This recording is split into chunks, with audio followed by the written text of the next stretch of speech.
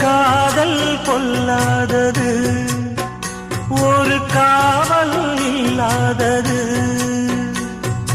ஊதக்காத்தில் வஞ்சி மாது ஒத்தையிலே வாடும்போது போர்வை போல பொத்தி அணைப்பே.